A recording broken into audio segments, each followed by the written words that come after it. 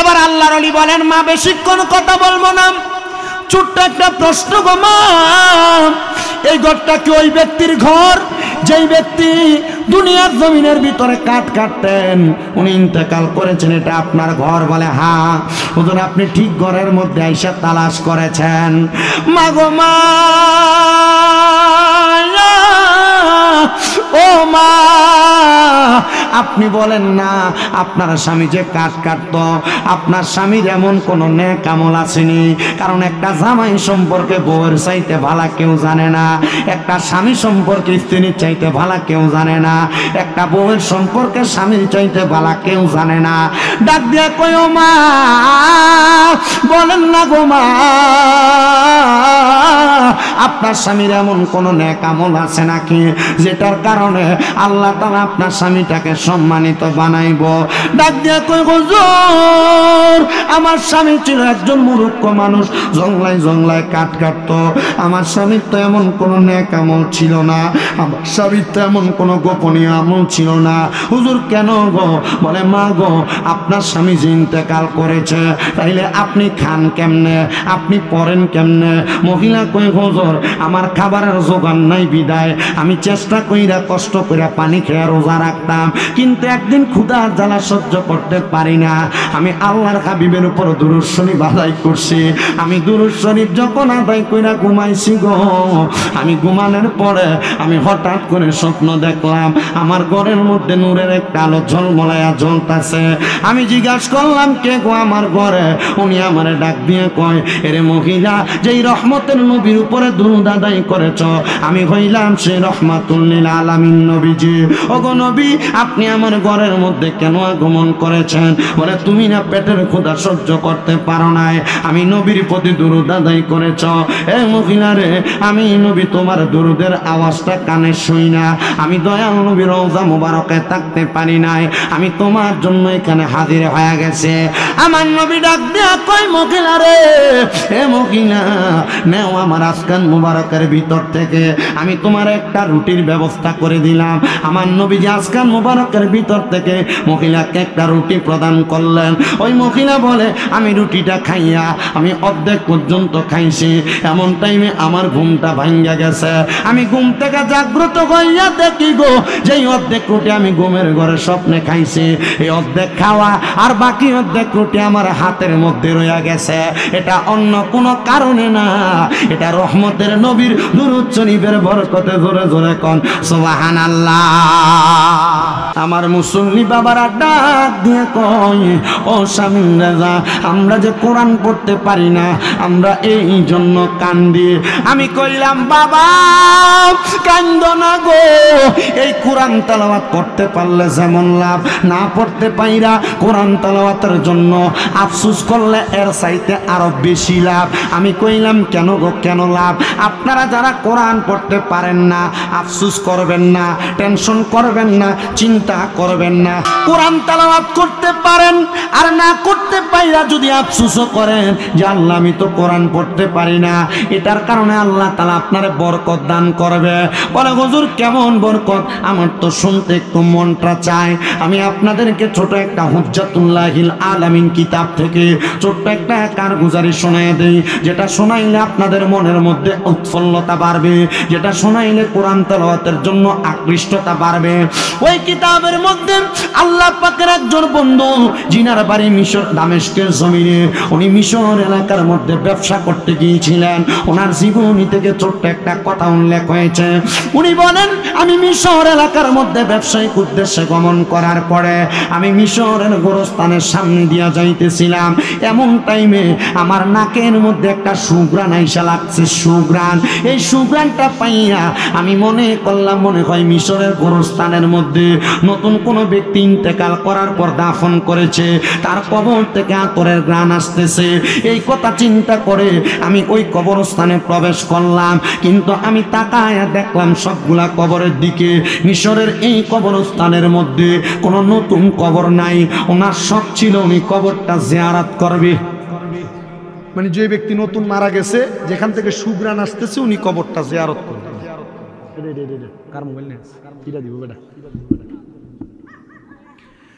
উনি বলেন, আমি যখন প্রবেশ করলাম আমি দেখলাম ওই গোরস্থানের মধ্যে কোনো নতুন কবর নাই, কোনো নতুন কবর নাই।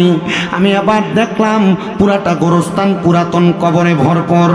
আমি কবরস্থানের একবারে শেষ প্রান্ত পর্যন্ত গেলাম। আমি যাইয়া দেখলাম একটা কবর একবারে ভাঙ্গা। ওই কবর থেকে আমার নাকে সুঘ্রাণ আসতেছে। আমি ভাঙ্গা কবরটা দেখা ওই কবরের সামনে দাঁড়াইলাম। রাস্তা দিয়া মানুষ হাইটা হাইটা যায়।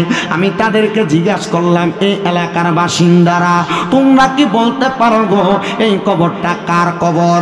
সবাই বলে আমরা চিনি না। এমন টাইমে একজন বৃদ্ধ ব্যক্তি হেঁটে হেঁটে যাচ্ছেন। যখন হেঁটে হেঁটে যায়, যাওয়ার সময় ওই বৃদ্ধ ব্যক্তিটাকে ডাক দিলাম, এই আমার বৃদ্ধ বাবা, আপনি বলেন না এই যে ভাঙ্গা কবরটা দেখা যায়, এই কবরটা কার কবর গো? উনি বলেন এটা তো আমাদের এলাকার একজন কাঠুরিয়া, যে জঙ্গলার মধ্যে কাঠ কাটতো তার কবর। বলে কবরটা যেহেতু তার, আপনি কি তার পরিচয় জানেন, তার বাড়ির পরিচয় জানেন? বলে হ্যাঁ, মিশরের বড় মসজিদের পশ্চিম অঞ্চলে তার বাড়ি। আল্লাহর উনি বলেন আমি হাঁটতে হাঁটতে মিশরের বড় মসজিদের পশ্চিম অঞ্চলে গেলাম। ঘরের সামনে যাইয়া আমি সালাম দিলাম, আসসালামু আলাইকুম ওয়া রাহমাতুল্লাহ। আমি সালামের কোনো জবাব পাই না। দুইবার সালাম দিলাম, কোনো জবাব পাই না। তিনবার সালাম দিলাম, কোনো জবাব পাই না। আমি চলে আসব এমন টাইমে মহিলা কণ্ঠে আমার একটা সালামের জবাব দেয়। আমি মহিলা কণ্ঠ পাইয়া আর পেছনে ফিরা তাকাইলাম না। আর আমরার বাংলাদেশের বেড়ারা কইলে বেডিরার কণ্ঠ পাইলে পেছন দিকে ফিরে কইতো ভাবি ভালো আসেননি, কথা কয় না রে, ঠিক কিনা বাবা? এ মুসলমান ইমানদারের দলেরা, একটু অন্তরের কানটা লাগিয়ে বয়ানটা শ্রবণ করার চেষ্টা করবেন। ওই আল্লাহর বান্দা বলেন মহিলা কণ্ঠার আওয়াজ পাইয়া আমি আবার তার দিকে ফিরলাম না। আমি পেছনের দিকে 20 কদম হাঁটলাম। আমি তার থেকে 20 কদম দূরে রইলাম। আমি 20 কদম হাঁটার পরে হঠাৎ করে আমি আবার তারে প্রশ্ন করলাম, মা গো, আপনি একজন মহিলা, আপনার সঙ্গে বেশি কথা বলা যাবে না, অল্প সময় কথা বলবো। কারণ কোন মহিলার গলার আওয়াজ পর পুরুষ যদি শুনতে পায়, তাইলে ওই মহিলাটার গলার আওয়াজের কারণে কবিরা গুনাহ হবে। আর আমরা সমাজের মহিলারা এই বাড়িতে ফুত্রে ডাক দিলে 10 বাড়ি 3 বাড়ি 4 বাড়ি শোনা যায়। আপনারা বলেন এমন কাউয়া শিলা গলাওয়ালা বেরিয়াই তো দনফতি খোলা আছে না নাই? আছে। এবার ঝগড়া করলে 10 বাড়ি শোনা যায়। জামাইরি গোলামের ফুটকে গালি দিয়ে লগের ঘরে শোনা যায়, আছে না? হুতাই ছেড়ে অভিশাপ দেয়, আল্লাহর গজব পড়ুক তোর উপরে, তুই এই কামটা করছিস না, কয় না? নবীজি মেরাজে যাওয়ার পর 3 প্রকার মহিলা দেখছেন। কয় প্রকার? 3 প্রকার। নবী বলেন 1 প্রকার মহিলা দেখছি যে মহিলাদের জিহ্বাকে আগুনের কেচি দ্বারা কাটা হয়। নবীজি কেন? বলে এই মহিলারা তাদের স্বামী এবং সন্তানকে অভিশাপ দিছে। নাউজুবিল্লাহ নাই। মাহফিল কমিটির ছেলেরা, তোমরা একটু কষ্ট করে এখানে বাজারে যারা কথা বলে এদের কথার আওয়াজ কমাও।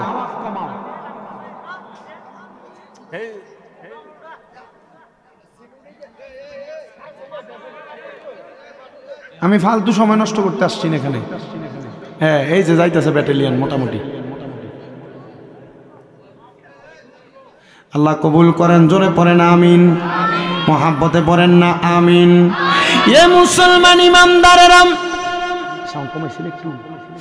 মুসলমান ইমানদারেরা গভীর মনোযোগ দিয়া শুনবা। পর্দার অন্তরালের আমার মা বোনেরা, আল্লাহর নবী 3 জাতের মহিলা দেখছে। তাহলে 1 জাতের মহিলা যারা তাদের স্বামী এবং সন্তানদের অভিশাপ দেয়, তাদের ব্যাপারে বড় সাবধানতা অবলম্বন করা দরকার। এ দম্পতি খোলা এলাকার পর্দার অন্তরালের মা বোনেরা, স্বামীর উপর খোদার গজব পড়ুক, সন্তানের উপর খোদার লানত গালাগালি করা, এগুলা তোমরা করবা না। এগুলার কারণে তোমাদের জিহ্বা আগুনের কেচি দিয়া কাটা হবে। 2 নাম্বার, আমার নবী বলেন উম্মতের দলেরা, আরেক প্রকারের মহিলা আমি নবী দেখছি যাদের মাথার চুলের মধ্যে লটকায়া তাদেরকে আগুনের মধ্যে সেক দেওয়া হইতেছে। নবী গো, তারা কোন জাতের মহিলা? বলে ওই মহিলা হইল তারা যারা মাথার চুলগুলা বাঁধছে, চুলগুলা বাঁধার পরে উটের কুচের মতো, গরুর সুড়ির মতো উপরের দিকে ওঠা ছিল। এই জাতের মহিলাদেরকে জাহান্নামের আগুনের সেক দেওয়া হইতেছে। আরেক জাতের মহিলা দেখছি গো। কোন জাতের মহিলা?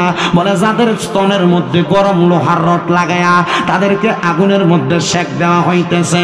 নবী গো তারা কারা? কারা গো? আমার নবী বলে ওই প্রকারের মহিলা যে মহিলারা পোশাক পইরা উলঙ্গ ছিল। হুজুর পোশাক পইরা কেমনে উলঙ্গ থাকে? আপনার বউ, আপনার মা, আপনার মাইয়া, আপনার বোনে সালোয়ার কামিজ পরে, থ্রি পিস পরে। এটা সালোয়ার কামিজ পরলে যেই কথা, না পরলে সেই কথা। কানি একবার উপরে উঠে মাজা দেখায়, চামজামা এমন টাইট বানায়, টাইটের কারণে শরীরের আকার আকৃতি বোঝা যায়। এমন জাতের বোরকা পরে, বোরকা পরলে যেই কথা, না পরলে সেই কথা। এটা নামের বোরকা, বোরকা না রে, এটা বেহায়াপনা। এমন পোশাক যেই মহিলারা পরে, এমন শাড়ি পরে, এটা কি শাড়ি না মশারি এটা দেখলে বোঝা যায় না। শাড়ির উপর দিয়ে তাদের শরীরের সব স্ট্রাকচার বোঝা যায়। কেন রে? আমার নবী বলেছেন ওই মহিলাদেরকে আমি নবী দেখছি জাহান্নামের আগুনের মধ্যে, তাদের স্তনের মধ্যে গরম রড লাগায়া তাদেরকে সেক দেওয়া হইতেছে। তোমার বউ, তোমার মা, তোমার বোন, তোমার মাইয়া যদি বেপরদা চলে, এটার কারণে তুমিও কিন্তু আযাবে শিকার হওয়া লাগবে। এই মা বোনেরা, তোমার গলার আওয়াজ যদি পরপুরুষে শোনে, এটার কারণেও তুমি জবাব দেওয়া লাগবে। এই মা বোনেরা, তুমি যদি বেপরদা চলো, এটার কারণেও জবাব দেওয়া লাগবে।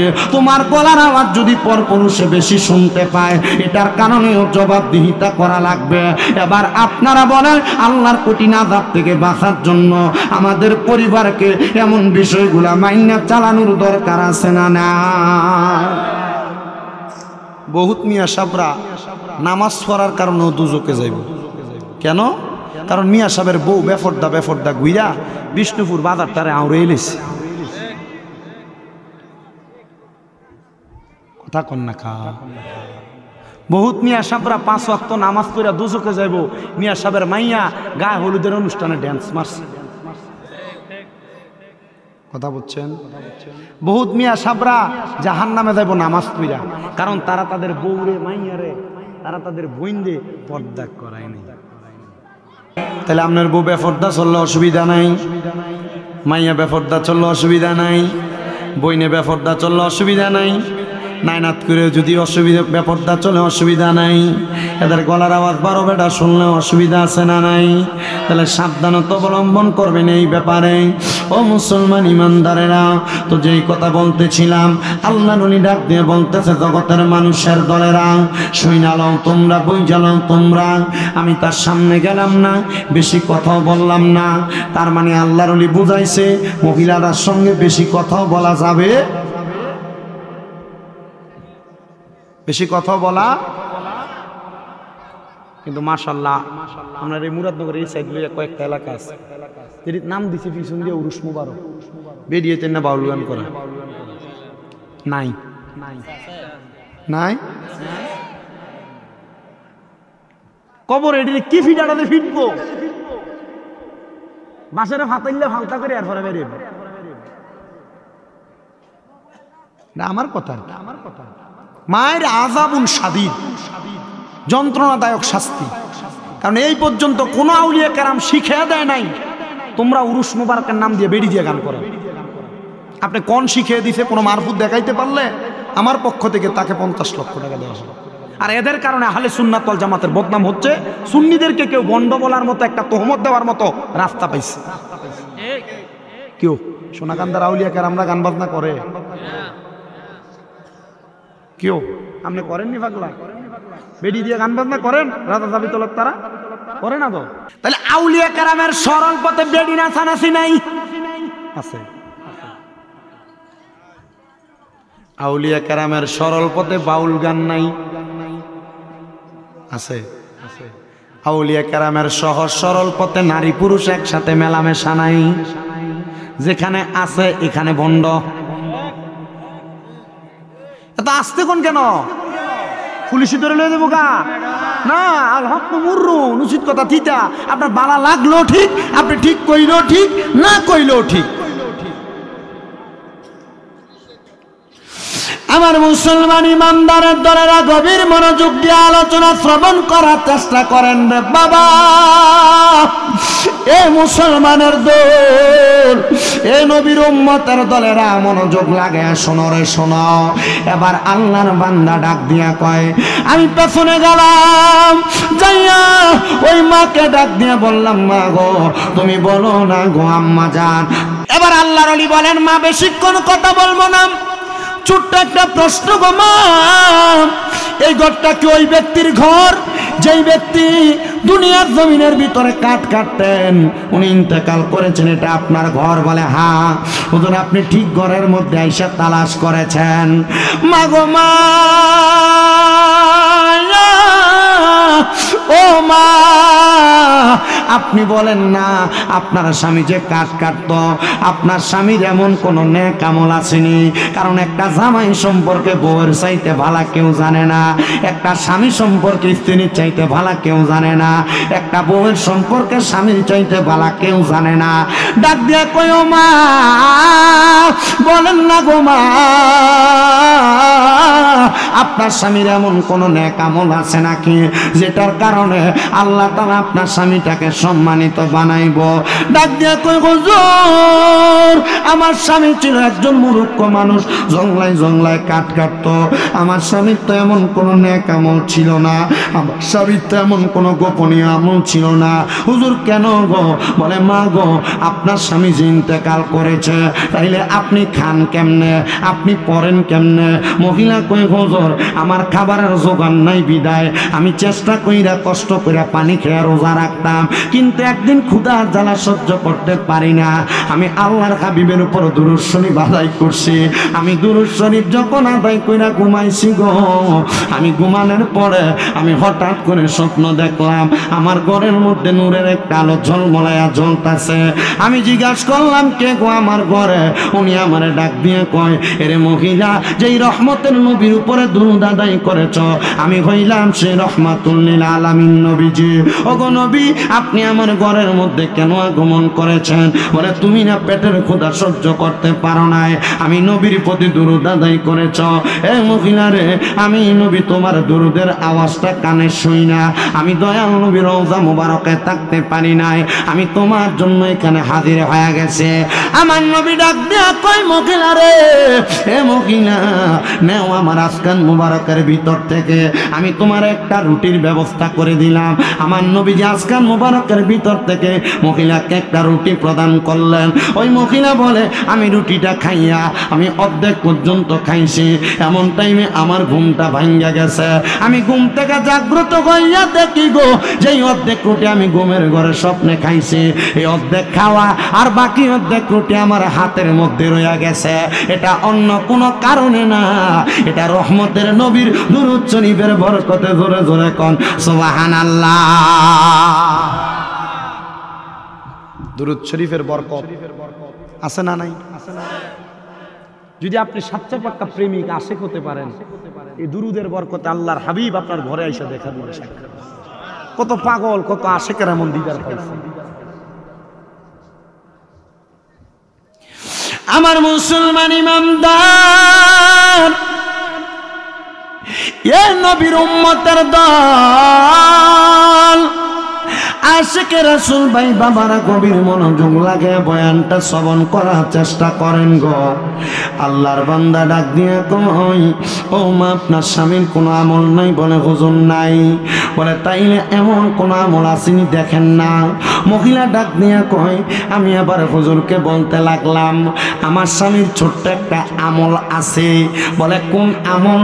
বলে আমার স্বামী কোরআন পড়তে পারত না, যখনই কাঠকাইটা বাড়িতে আসতো, আমার স্বামীটা কাঠকাইটা বাড়িতে আসার পর আসার সময় কিছু আটা, কিছু গম, কিছু চাউল নিয়ে আসতো, আমি ঘরে পাকাইতাম, আর আমার স্বামী ওযু কইরা নামাজের মুসল্লা বিছায়া আল্লাহ তাআলার কোরআনটার হাতে নিয়া চোখের পানি ফালায়া ফালায়া কান্ত।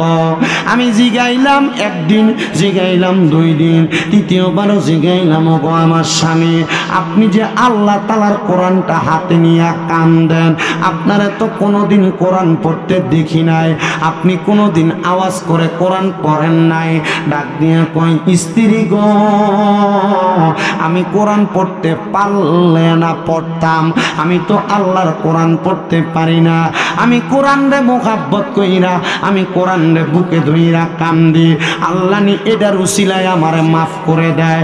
ও মুসলমান, আল্লাহ তাআলা শুধু কাল হাসরের ময়দানে বান্দার মাফ করার জন্য একটা ছোট্ট ওসিলা দেখব।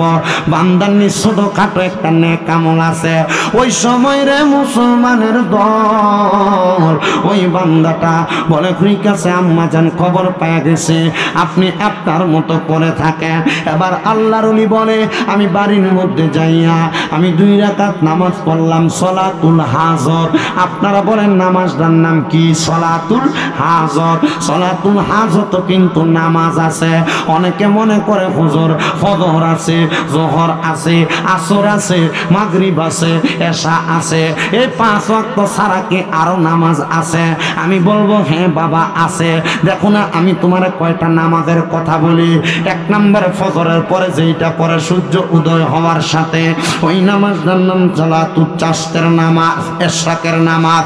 এরপর আরেকটা নামাজ পরে সূর্য ওঠার পর থেকে সূর্য ডুবার আগ পর্যন্ত, এটারে কয় সলাতুল দুহার অথবা চাষের নামাজ। আরেকটা নামাজ পরে মাগরিবের নামাজের পরে, মাগরিবের নামাজের পরে ওই নামাজের নাম সলাতুল আওয়াবিন। আরেকটা নামাজ পরে এশারের পরে ফজরের আগে রাতের শেষ তৃতীয়াংশে, এই নামাজটার নাম সলাতুল তাহাজ্জুদ। আরো নফল নামাজ আছে যেই নামাজের নাম সলাতুল হাজর। আরো নফল নামাজ আছে যেই নামাজের নাম সলাতুল ইস্তিসকা। আরো নফল নামাজ আছে যেই নামাজের নাম সলাতুল খায়ের। আরো নফল নামাজ আছে যেই নামাজের নাম সলাতুল তাসবিহ। এমন ভাবে আমি যাচাই করে দেখলাম 12 রকমের নামাজ আছে, নফল নামাজ, যেই নামাজের মাধ্যমে বান্দার ভাগ্য পরিবর্তন হয়। তুমি তো 5 ওয়াক্ত পড়ো না, এই সবগুলা নামাজ পড়বা কেমনে? হাইরে মুসলমানেরা, হাইরে নবীর উম্মতের দলেরা, আমি তোমার কাছে আবদার করব, যদি নাজাত পাইতে চাও গো, আল্লাহ তাআলার ইবাদতে মশগুল হয়ে যাও।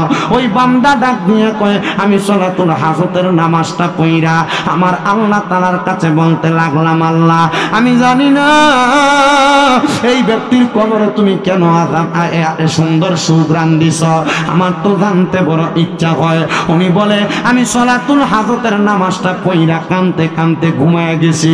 এমন টাইমে আমি আরেকবার দেখতেছি আমার ঘরে কে জানি হাজির হয়ে গেছে। আমি জিজ্ঞাসা করলাম, কে গো আমার ঘরে গো? তিনি আমার ডাক দিয়া কয়, যার কবরের সুগ্রাণের ব্যাপারে জানতে চাও, আমি তো ওই কবরওয়ালা ব্যক্তি। আপনি কেমনে গো আমার সামর্থ্য ক্ষমতায়? আল্লাহ ক্ষমতা না দিলে দুনিয়ার একটা গাছের পাতাও লড়তে পারে না, লড়াইতে কেউ পারে না। এ মুসলমান, এ নবীর উম্মতের দল, উনি ডাক দিয়ে কয়, আপনার কবরে যে সুগ্রাণ আসতেছে এটার কারণটা কি বলবেন নি? আল্লাহ তাআলা কেন আপনার কবরে সুগ্রাণের ব্যবস্থা করে দিছে? আল্লাহর বান্দা ডাক দিয়া কয়, আমি দুনিয়াতে একটা কাজই করতাম, আল্লাহর কোরআন পড়তে পারতাম না। এই যারা পড়তে পারেন না তারা শুনেন, আল্লাহর কোরআন পড়তে পারতাম না, আমি কোরআন বুকে আকলে আকলে কানতাম। এই জন্য আমার আল্লাহ তাআলা আমার দুনিয়ার জমিন থেকে কবরে আসার পর আমার কবরের মধ্যে একটা সুগ্রাণের ব্যবস্থা করে দিছে। যে ভাইয়েরা কোরআন শরীফ তেলাওয়াত করতে পারেন না, আপনার সবচেয়ে বড় একটা সুযোগ মাহে রমজান মাস, বড় একটা সুযোগ মাহে রমজান মাস। মসজিদের ইমাম, মসজিদের মুয়াজ্জিন অথবা এলাকার কোনো কোরআনে হাফেজ, তার কাছে আপনারা 2 জন 3 জন 5 জন হয় তারাবির পরে, অনেক সময় আপনারা সজাগ থাকেন, হয় সাহারির পর পর, নচেত সাহারির আগে 1 ঘন্টা সময় যদি 1 মাস দেন, কোরআন তেলাওয়াত আয়াত হয়ে যাবে। আপনারা বলেন দেওয়ার দরকার আছে না? এই রমজান মাস পাক এবং পবিত্র করেন আল্লাহ বান্দাদের, পাক এবং পবিত্র করেন আল্লাহর ওয়াস্তে। আপনাদের কাছে করজোড়ে আবদার করি, বাবা এই কোরআন তেলাওয়াতটা করবেন। পর্দার অন্তরালে যে মা বোনেরা দেখতেছেন বা শুনতেছেন, মা ও মা, আমি আপনার ছেলের মতো গো মা, এই শামীম রাজা মারা গেলে আমার আর শামীম রাজা বলবে না, লাশ বলবে। আম্মু আপনাদের কাছে করজোড়ে আবদার, আল্লাহর কোরআনটা শিখেন, না পড়তে পারলেই কোরআনের সাথে মোহাব্বত লাগান, সন্তানটাকে কোরআনওয়ালা বানান। আপনারা বলেন, যদি মা বোনেরাও কোরআন তেলাওয়াত করে লাভ আছে না? বহুত ঘরে বরকত নাই, কামাই রুজির বরকত নাই, রোগ বালা মুসিবত ছাড়ে না, আছে না অনেক ঘর? আমি আমার মাদেরকে বলবো, আম্মু আপনার আল্লাহর কোরআনটা পড়েন গো মা, দেখবেন এই কোরআনটা পড়লে আপনার ঘরে বরকত কই থেকে আসছে আপনি টেরও পাবেন না। কিন্তু আপনিও তো আপনার বউরে বলেন না, কারণ আপনি নিজে পড়েন না, আপনি বউরে কইবেন কেমনি? কথা কই না, আপনি কইলেন আপনার বউ আপনার ঘুরে কইব, নিজে পড়ে না, আমার কইতে হইছে, ঠিক না? আব্বু আল্লাহর ওয়াস্তে মাপ চাই, নিজেও পড়েন, নিজের সন্তানদেরকে বইলেন। এই যে কুকুরগুলা ডাকে শোনেন, শুনতেছেন আপনারা? কেন ডাকতেছে? কেন তো আজকে আল্লাহ তাআলা এই ধনপতি খোলা মাহফিল হওয়ার কারণে আপনাদের আহলে আওলাদদেরকে আল্লাহ তাআলা কবর থেকে উন্মুক্ত করে দিয়েছেন। তাদের রুহু এই কবর, এই মাহফিলের ডাইনে বামে সামনে পেছনে ঘুরতেছে। এরা দেখে, আমরা দেখি। এই কুকুর দেখে আমরা, অনেক মানুষ আজকে ঘরে বসে রয়েছে। যেই কথাটা বলতেছিলাম আব্বুজিরাম, এই কুকুরগুলা কেন গেউ গেউ করতেছে, এটার কারণ হইল আজকে আপনার আমার বংশের মানুষ যারা কবরে, আল্লাহ তাআলা তাদের রুহুটাকে উন্মুক্ত করে দিয়েছেন। তাদের রুহুটা এই মজলিসের ডাইনে বামে ঘুরতেছে। এই পর্দার অন্তরালের আমার মা, এই ধনপতি খোলা গ্রামের পূর্ব পাড়া এলাকার যুবকেরা, মুরব্বী বাবারা, বাড়ি ঘরে বৈশা রইছ রে, মনে রাখবা আজকে তোমার মা বাবার রুহুটা এই মাহফিলের ডাইনে বামে ঘুরতেছে। একটা ফকির জান্নে ভিক্ষা চায়, আজকে ওই মা বাবার আত্মীয় স্বজনরা এমন ভাবে আমরার কাছে হাতটা বাড়ায় দিয়া দিয়া চাইতেছে, আসস নিরে আমার সন্তান, আসস নিরে আমার আওলাদেরা, আমারে একটু খাস করে দোয়া করবা।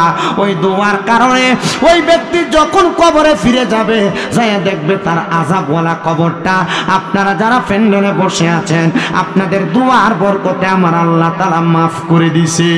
আইরে সন্তানের দল, কিন্তু যাদের আহলে আওলাদে মাহফিলে নাই, তারা যদি কবরে যাইবে, যাওয়ার পর দেখবে তাদের কবরের আযাব বন্ধ হয় নাই।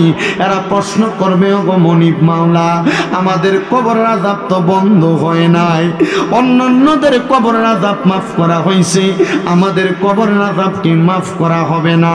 আমরা তো দুনিয়াতে যাইয়া আমাদের আওলাদদের কাছে দোয়া কামনা করেছি, মাগফিরাত কামনা করেছি, তখন আমার আল্লাহ তাআলা বলবে, রে আহলে কবররা, তোমরা শুনে রাখো, তোমাদের বংশের এমন কোন লোক তোমরা দুনিয়াতে রাইখা আসো নাই, আওলাদের মধ্যে এমন কোন লোক রাইখা আসো নাই, যেই ব্যক্তি দুনিয়াতে তাইকা তোমার জন্য একটু খাস করে করে দোয়া করবে।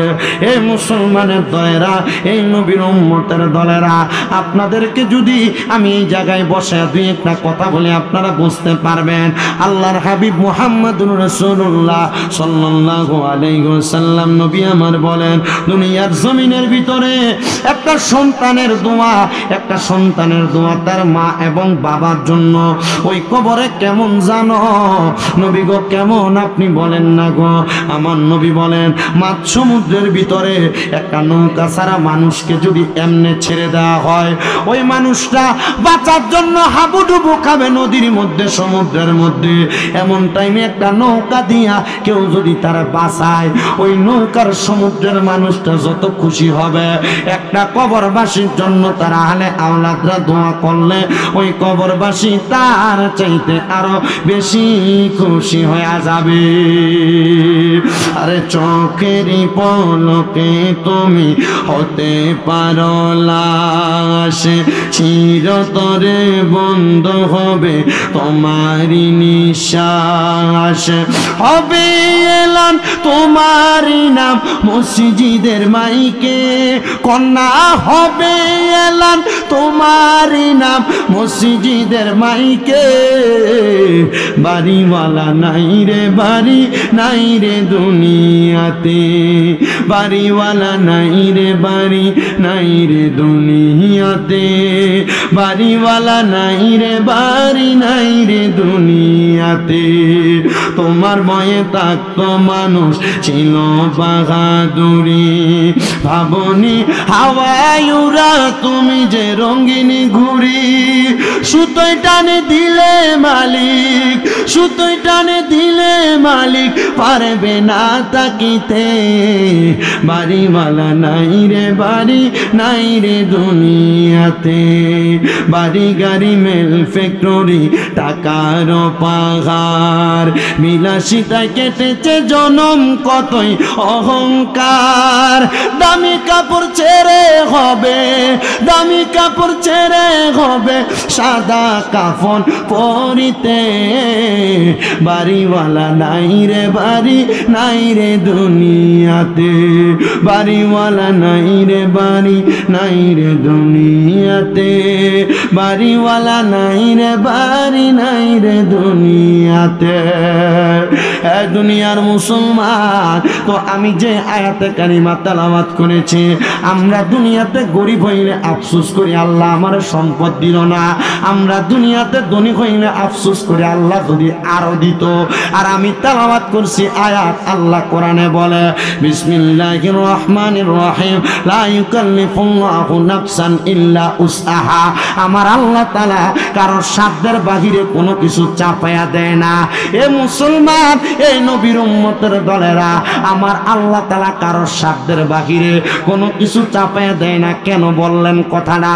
আয়াতে কারিমার তাফসীর করলাম, দেখলাম আল্লামা জালালউদ্দিন মুহল্লি রাহমাতুল্লাহ আলাইহি তিনি বলতেছে, জগতের মানুষের দলেরা, দুনিয়ার জমিনের ভিতরে কোনো গরিব মানুষ সম্পদ নাই, ওই মানুষ যেন হতাশাগ্রস্ত না হয়। আবার কোন সম্পদওয়ালা সম্পদ আছে, সেই জন্য লালসার থেকে পইরা, লালসার মায়ায় পইরা দুনিয়ার জমিনে অধিক পরিমাণ সম্পদের কামনা বাসনা না করে। মায়ার নবী গো, কেন গো নবী কেন? বলে তুমি যে জায়গায় যেইভাবে আছো আমার আল্লাহ তাআলা শুকরিয়া আদায় করবা।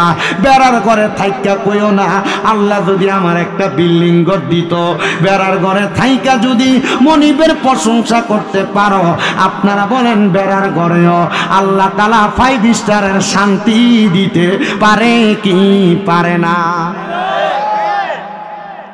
বিশ্বাস আসেনি? আমার মুসলমান ইমানদার, ও নবীর উম্মতের দল, এজন্য সাহাবায়ে কেরামের মাঝে খাসিয়ত ছিল, আমার নবীজি যখন যেইভাবে চাইতেন সেইভাবে দিতেন। মনে করেন না আবার কালেকশন হবে, আগে কইছি হুজুর কালেকশন নাই, শুধু আপনাদের সাদৃশ্য জানানোর জন্য আমি কিছু কথা বলে যাই।